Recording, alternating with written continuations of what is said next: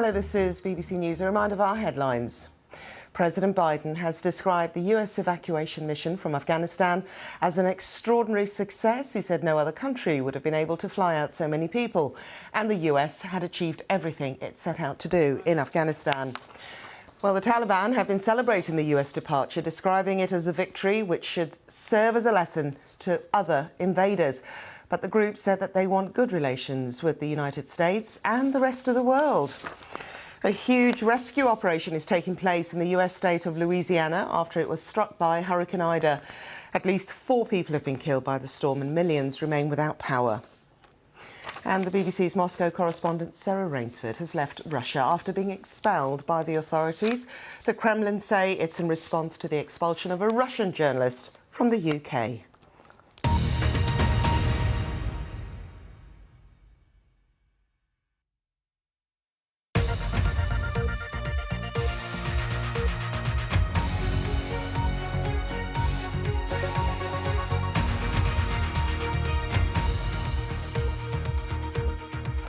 Hello there and welcome to our look ahead to what the papers will be bringing us tomorrow. I'm joined this evening by Joe Tanner, political strategist, and also Joe Mays, UK politics reporter for Bloomberg. A very good evening to you both.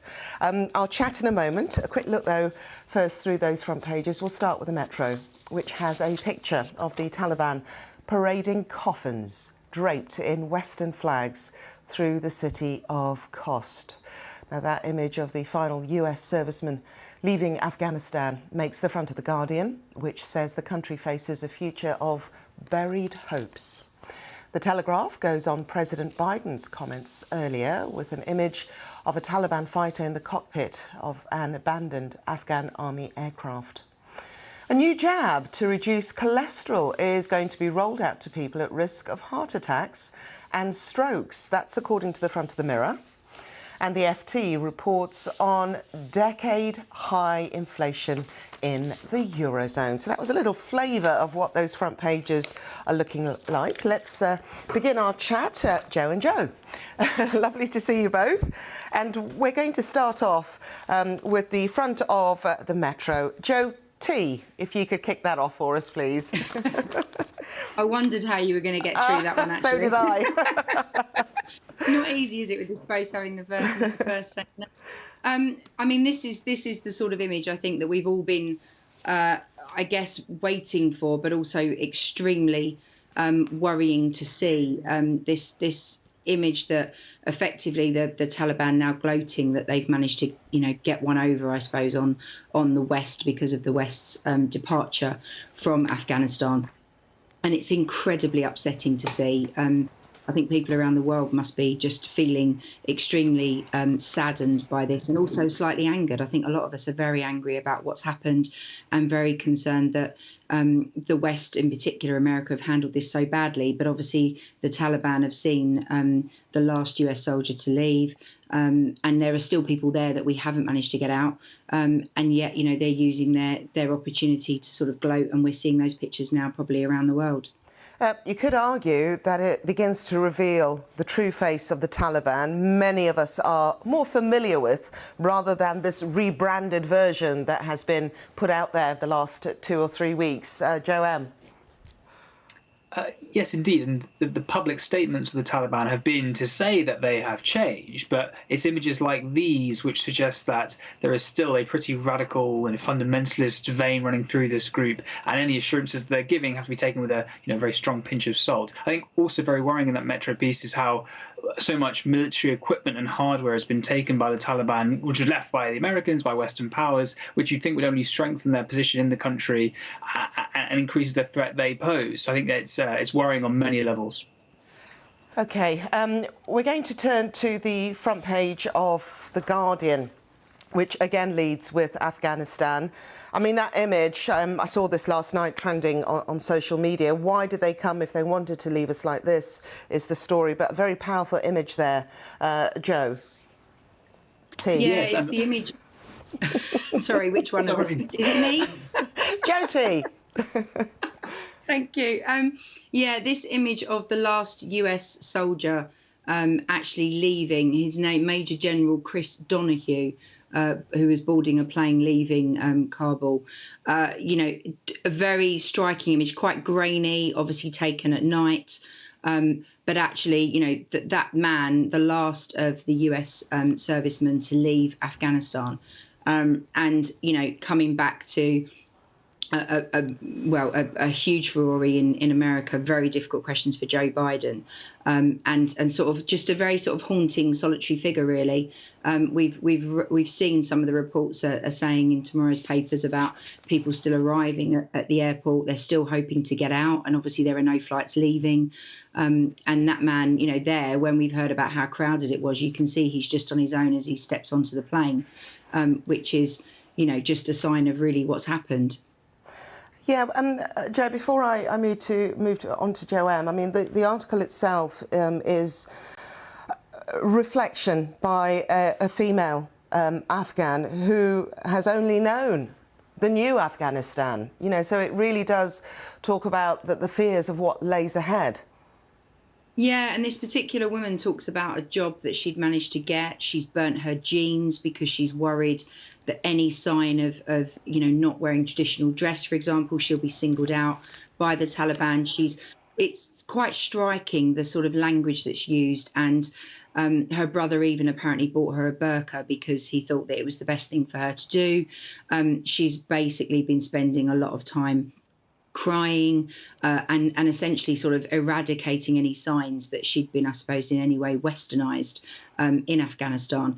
And it's extremely worrying because, that's one story, but we know that for women in Afghanistan in particular, it is a very scary time ahead. No matter what the Taliban are saying, I think most people are concerned that they're not just going to suddenly change their position overnight. And even in the coming years, they've been very fixed about their views on women and how women should or shouldn't play a part, mainly shouldn't play a part in society, and that there is a very particular role that they should have. And I think this woman's case is extremely striking. And we heard, Joanne, this evening, President Biden saying that, the war in Afghanistan, the US war in Afghanistan is over. But he did say, we're going to continue to speak out for human rights in the country through democracy. I mean, those words must ring hollow for women like this in Afghanistan. It's so far away. They must, as we've been hearing, feel rather abandoned. Yes, certainly. And when Western leaders have impressed on, what has been the gains of that 20-year tenure in Afghanistan, and they will talk about, the gains that were made for women, for, education and for basic human rights, access to employment. But clearly that's a concession that is now what is clearly at stake to be lost, and we are seeing it lost. And I think, as Joe was saying, this testimony is very striking and is likely repeated for many Afghan women, and it's pretty heartbreaking. Yeah, OK. The image, let's just very quickly, Joanne, that image, it's using night vision. It shows America leaving in the dead of night. It's not the most powerful image of such a great nation, is it? It isn't. I think it's certainly an image for the history books. It's the kind of thing that will be printed in school textbooks, history textbooks in years to come. These are major moments in world history. And you might think of when the US left Vietnam and the pictures of the helicopters leaving in Saigon. This is that kind of moment. And but it's something quite poignant about it. And yeah, that kind of solitary, lonely figure. Was it worth it? It begs the question. OK. Let's turn to the front page of the Daily Telegraph. Joe T, this is for you to kick off. And it's MI6 holds talks with Taliban to prevent terrorists plotting attacks from Afghanistan. Confirmation coming this evening from Downing Street that those talks have been held.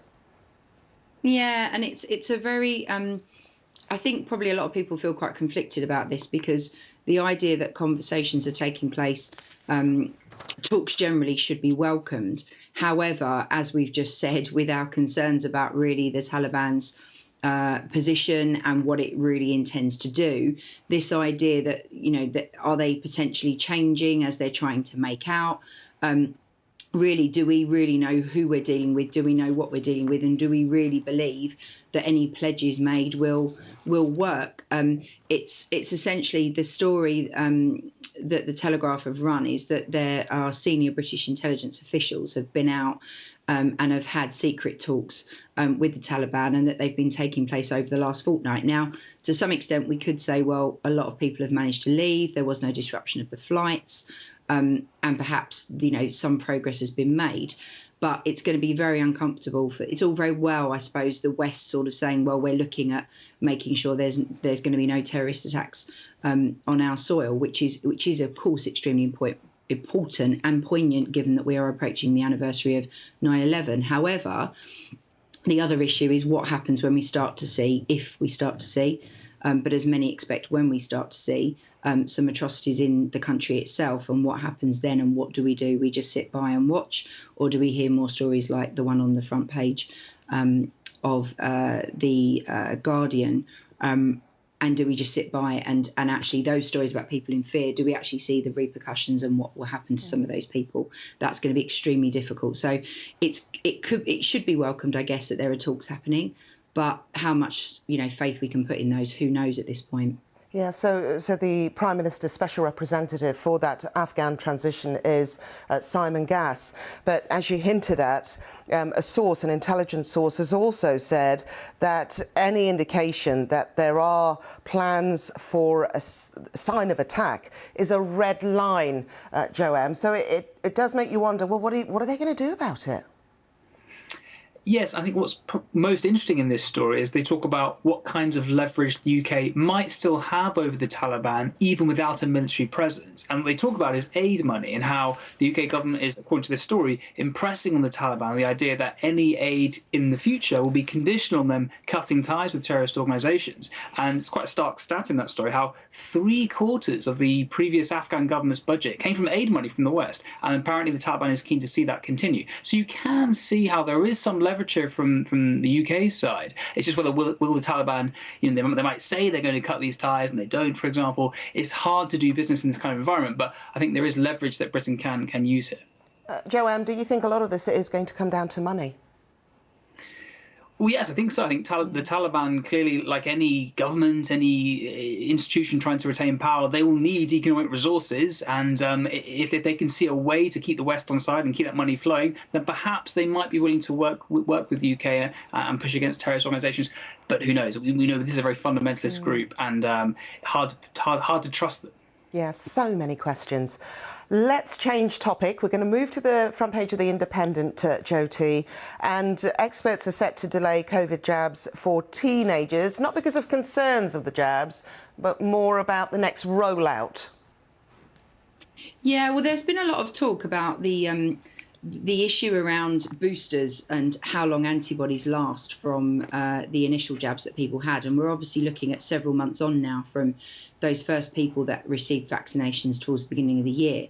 So this story talks about the fact that government advisors are resisting pressure to give the go-ahead to give jabs to teenagers, because what they want to do is that they want to concentrate on making sure that those vulnerable people who are most at risk of serious illness from COVID are actually given their booster jabs, because I think mainly because there is no concrete evidence on how long the antibodies last. So there appears to now be a little bit of conflict, simply because this programme to vaccinate people, when the existing flu vaccination programme would probably be getting underway this autumn as well. There's a lot to get through, and to make sure that people are given the protection when there's lots of talk of new waves coming and new variants. So this is a really interesting story to appear just as schools are about to go back, when there's already been concerns from teachers, about what will happen, and parents are obviously concerned about new waves and whether their youngsters are going to see their schooling further disrupted. There is definitely a risk to younger people, and it's not that younger people are in any way immune to this. So the issue of vaccinations is important. However, the government are looking at whether, fundamentally, do they just reduce the death toll by ensuring that those most vulnerable people are covered first with a booster. Joanne, it's not just about the vaccines, is it? Because I can imagine a lot of GPs and the NHS are saying, well, we need to know as soon as, because there are logistics involved here. As Jo just said, we've also got the flu programme that needs to be considered. Yes, you're completely right. It seems how the Afghanistan story has really pushed COVID off the front pages in recent days and weeks, but it's still a massive issue. I think it's going to come back very hard in the autumn, winter. Clearly, we have this issue of boosters. Will they be given? You're in a supply-constrained world when it comes to vaccines. What's the optimal allocation of them to create the best public health outcome? That's the issue the government's having to battle with. You mentioned flu. That's another pressure that's going to be on the NHS as well. And you mentioned logistics. Yes, indeed. We need to get these kind of programs sorted now so there's not some kind of chaotic rollout in the autumn winter with confusion and resources in the wrong place. So, yes, this is a big issue for this government, and we need to see answers pretty fast. OK. Let's turn to the front page of the FT. And the picture story at the top, 19 years old. And this particular lady, Elizabeth Holmes, duped some very important people. Jyoti. Yeah, this is a highly anticipated trial of this particular young woman, Elizabeth Holmes, who is the founder of a blood testing company, a startup called Theranos, I think it's called. And the jury selection started in San Jose today. It's been the subject of quite a lot of fascination. There was a book about this called Bad Blood that was written. And essentially, this particular woman was behind a company that said that amazing tests could be done with a single drop of blood. And there turned out to be several concerns about the testing. Meteoric rise and fall for the company, and it turned her into a young billionaire very, very quickly. The interesting thing is that as the jury selection started, because the case has been so famous, because the story of the company has been so famous, they're having to work out how influenced the jury are. And apparently one juror had already said that they'd read the book themselves. So actually it's quite a difficult trial to have when it's been such high profile. Joanne, I suppose you could also say what is also on trial here is this culture, particularly within the tech sector, is that you fake it till you make it. I mean, yeah, that's exactly what's on trial here. I mean, in the book Bad Blood, you see how much Elizabeth Holmes was kind of almost modelling herself on trying to become like the next Mark Zuckerberg, having this amazing startup idea, and by building a kind of image around the company, got amazing people on her board, former secretaries of state, big political figures, and you can just create this perception that you've got some amazing company, but then it all falls apart when actually the product you have doesn't work, and then suddenly your market valuations just collapsed, or your investors are very annoyed at you, and you find yourself on trial. So yeah, it's an amazing story, and it is a extremely hotly awaited trial. Yeah. OK. Must say, of course, that both herself and a number of other people involved in this have all denied the allegations. The other story on the front page of the FT, I was astounded by these figures that you can make, or rather that certain companies, Google and Apple, make within the App Store. Jyoti. Yeah, so South Korea has basically become the first country to effectively take a really big swipe at the commissions charged by Google and Apple, their stores, which basically passed a law which will allow smartphone users to pay software developers directly for their content. So this is a big move. This is kind of the start of trying to break the monopoly that these particular companies, Google and Apple in particular, have had. And US tech firms have been lobbying heavily to try and deal with this. But this bill has been dubbed the anti-Google bill. The numbers involved are astonishing, which I'm having to read just off screen because they are quite big figures. Apple and Google take a commission of up to 30% of sales of digital goods through their app stores. And what's interesting is that the work that the South Koreans are trying to do is to effectively start to break that monopoly. They're trying to look at those big numbers that are going through the books of those companies and to see if they can actually, effectively wrestle back some control, I guess. Joanne, hopefully we'll come back to the story in our next edition, but I wonder if you could take us to our last story, and that's on the front of the Yorkshire Post. We're getting into storm season, and we're talking about storm names. Yes, and how the public have been able to kind of write in with suggestions for storm names. They're suggesting family members, grandsons, grandparents, and some of them have been selected and adopted. So we got some quite funky names coming up. We've got Storm Arwen is going to be one of the first. which is a Lord of the Rings character. And you've got sort of Kim, Logan, Ruby, Dudley, who are all various people with various characteristics that are similar to storms, like running around like a tornado, for example. So yeah, it's quite a fun and innovative way of naming these natural phenomena. Well, do you know what? I think the storms can wait a bit because I'm still waiting for summer to return.